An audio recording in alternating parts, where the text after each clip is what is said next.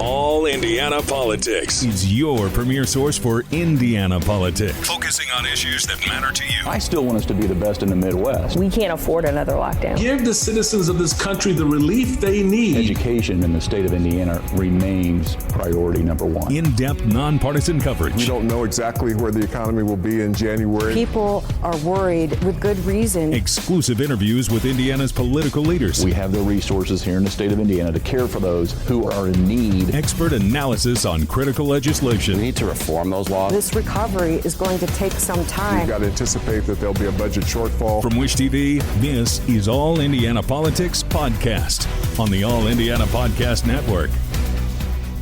Good Sunday morning. Welcome to another edition of All Indiana Politics. I'm Phil Sanchez. Congressman Jim Banks is vacating his Northeast Indiana seat in the U.S. House to run for Senate.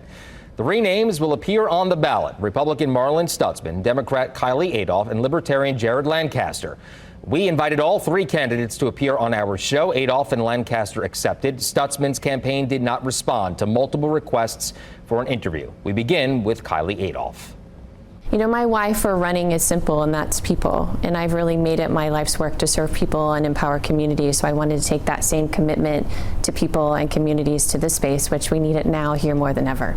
For our viewers who aren't familiar with your background, tell us a little bit about Kiley Adolph. Sure. I am a granddaughter of a farmer and a factory worker, the daughter of a state trooper and a secretary. I'm a proud daughter of Steuben County, so up in Northeast Indiana. Bearing witness to service and sacrifice and the value of community really propelled me to pursue a career focused on those things. So I started my career teaching in the inner city. From there, I went to become a vice president of a national nonprofit. I've also had the honor and opportunity of being a professor, where I was able to teach leaders from all over the world. Leaders in nonprofit and for-profit, leaders in law enforcement and government, and leaders in the military. So I've always held this life, made it my life's work to serve people and empower communities.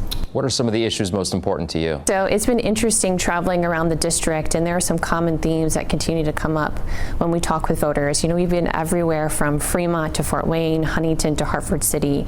So our district is in Northeast Indiana, and some of those common themes, those common issues are healthcare, the economy, education, and rights. And when people are talking about healthcare, they're talking about access and affordability to care.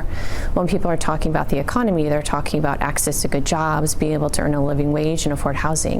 When people are talking about education, they're talking about wanting their child to have a high quality public education. And when we're sitting down with people and they're bringing up rights, they're talking about labor and economic equity, and they're also talking reproductive rights and the importance of addressing that this election year. When you looked at the landscape of all that is going on in Indiana, what made you want to jump into and try to land this seat? You know, I don't necessarily think it's one thing. I think it's a lot of things that came together to make me say, okay, let's jump in and let's do this and let's continue to serve people. Like I mentioned, you know, the entirety of my career has really been focused on that, just in different spaces and places, serving people and empowering communities. And a lot of it just came down to having those conversations at the kitchen table and realizing the issues that are affecting both our lives, our families' lives, and our neighbors' lives.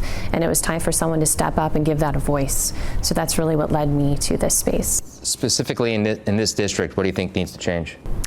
Well, first and foremost, the district needs a representative who actually shows up for them and who actually sits down and listens to the issues that are affecting them and their lives and their communities. I think first and foremost, we have to have a representative who's willing to do the work of and for the people. And then we have to start tackling those issues that are affecting everyday lives and stop politicizing the issues and actually sit down and problem solve and get to the root of these issues, whether that's access and affordability of care, whether that's access to housing, whether that's, you know, the economy or education or rights. We have to sit down, regardless of political ideology, and start having these conversations and start having this dialogue about the issues that are impacting lives and start to create solutions to address those issues. When you talk to voters, specifically in this district, what do they tell you? What do they want to see? A multitude of things, right? It's been interesting the number of places that we've been where people have said, thank you. Thank you for showing up. because no one has in years. So I think first and foremost, if you embark on a journey like this, you have to be willing to show up for people and to serve people.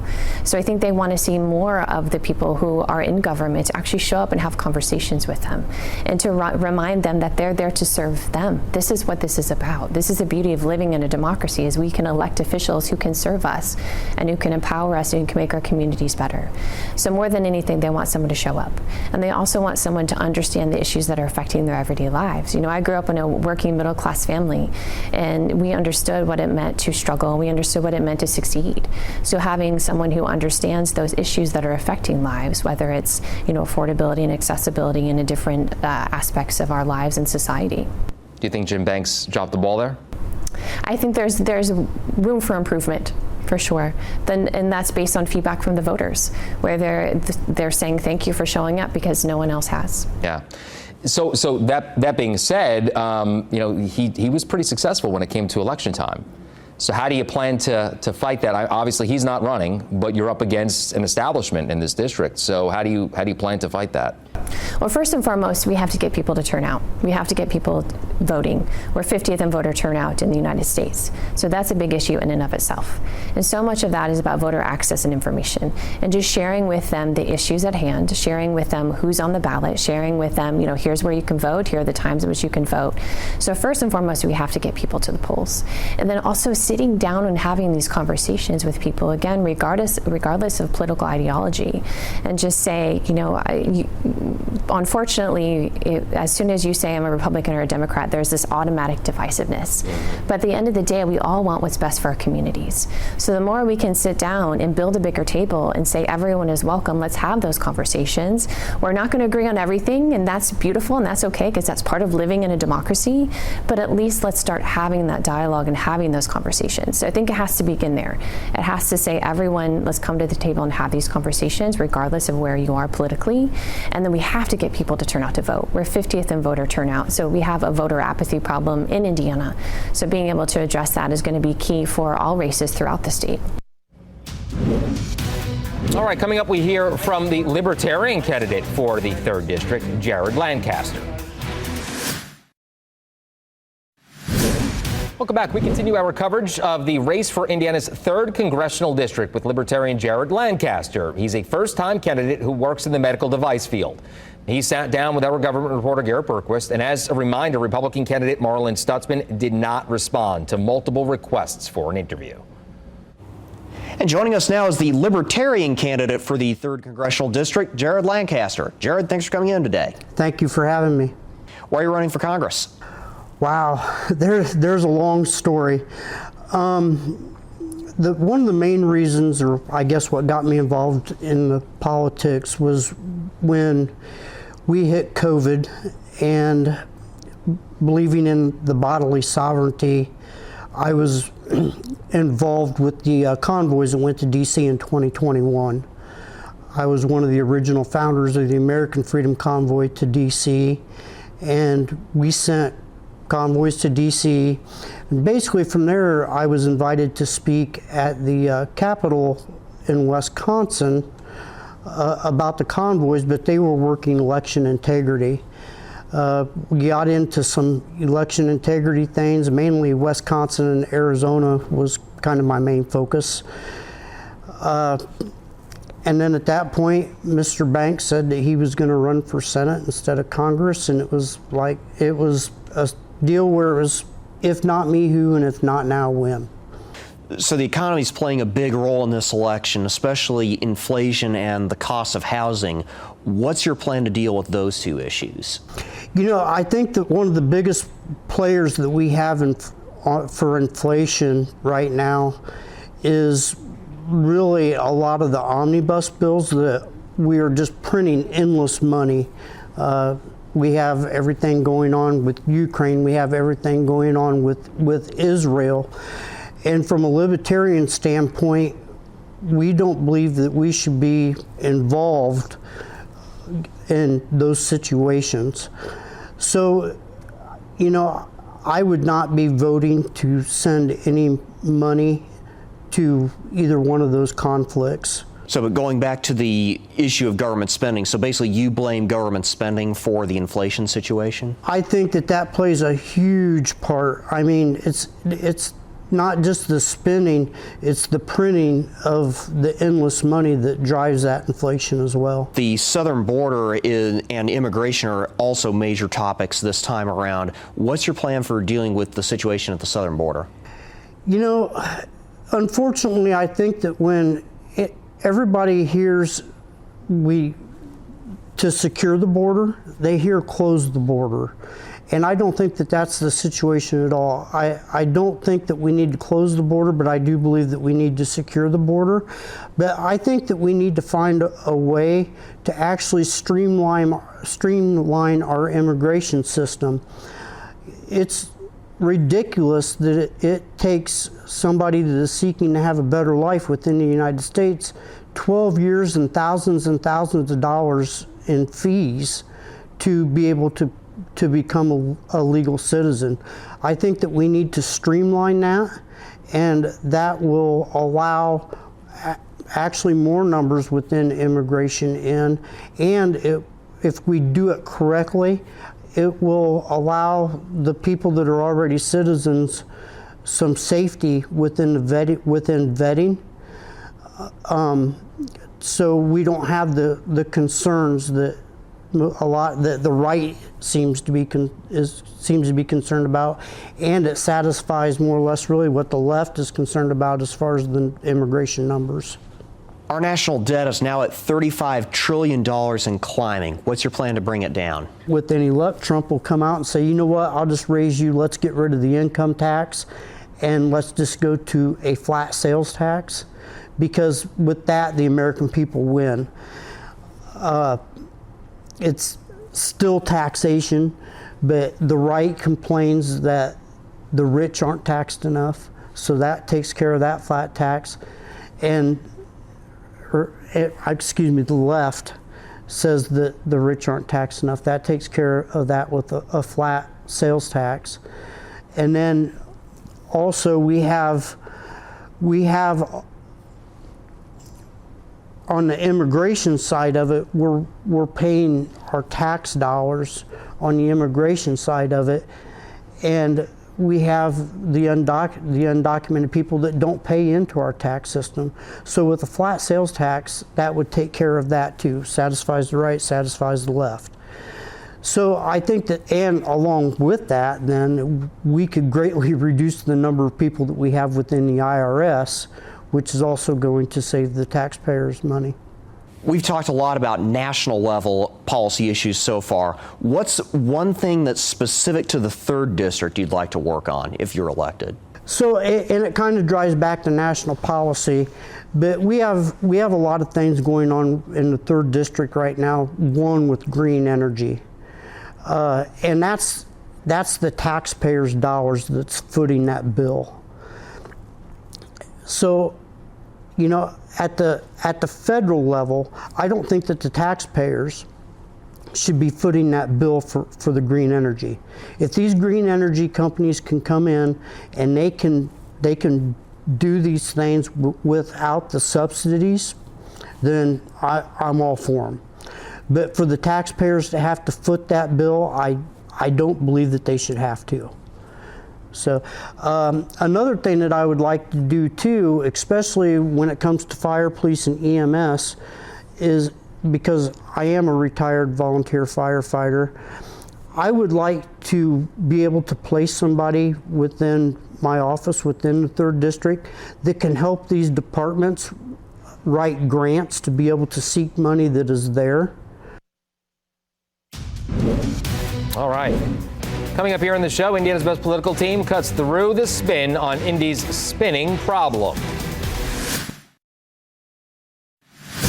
All right, welcome back to All Indiana Politics as we welcome in 2 members of Indiana's best political team, Democrat Laura Beck and Republican Mario Maslamani. Good to see you both. Let's begin with some local politics today. The city of Indianapolis wants to seize vehicles used in spinning and street takeovers.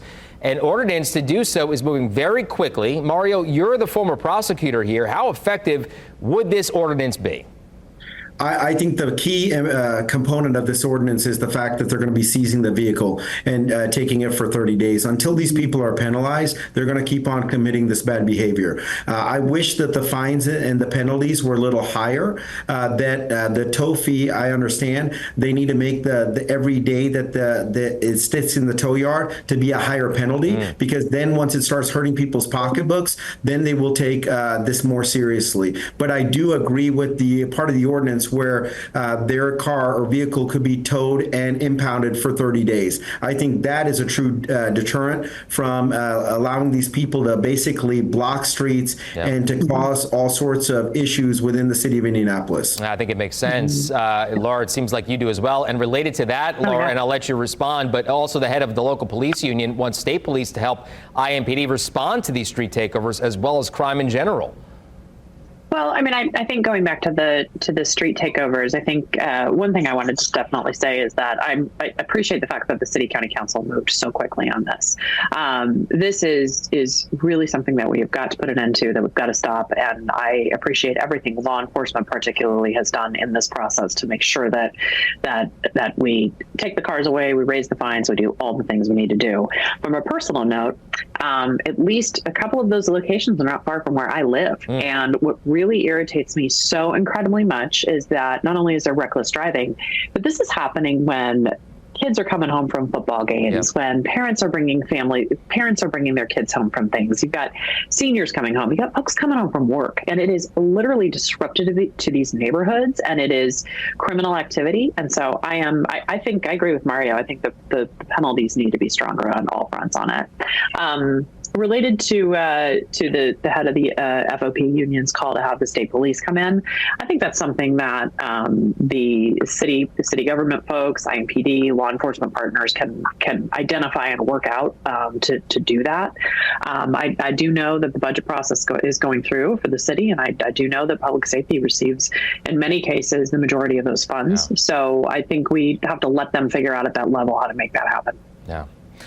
Switching to state politics now, guys. School principals told the legislative panel last week that the new chronic absenteeism law has raised awareness, but getting parents to work with them on attendance meetings has been difficult, they say. Laura, educators, and you're the public relations person here, so educators at the hearing blamed some of this on bad habits from the pandemic. Are there some more effective ways for schools to communicate the need to stay in school? Well, I think it's schools, but I think it's everybody else as well, right? And so I think one of the things that came out of that conversation is that schools are going to need some more resources, right? You're going to need some more funds to put behind staff members because you're taking them away from something else. I do think that in any case, you are going to have some parents who don't either A, see the value of education, B, don't want to fight with their kids. There may be other issues that are affecting that home, and that might be a parent who's absent and a child who's taking care of the other children in the home and working. Either way, I don't think we can put it all on the school. I think it has to be on everyone else. And in this case, I could see there being a real need for a public information campaign that is really targeted to people, but uses a whole host of different spokespeople and surrogates to help get that message out. At the end of the day, though, parents have to send their kids to school, and that's your job as a parent. And I'll let Mario be the hardliner on this, because I just kind of know what he's going to say. We're all parents on this panel, so I think we can all agree. Mario, I will let you respond, though, but have the initial efforts to reduce chronic absenteeism been too focused on punishment, in your opinion?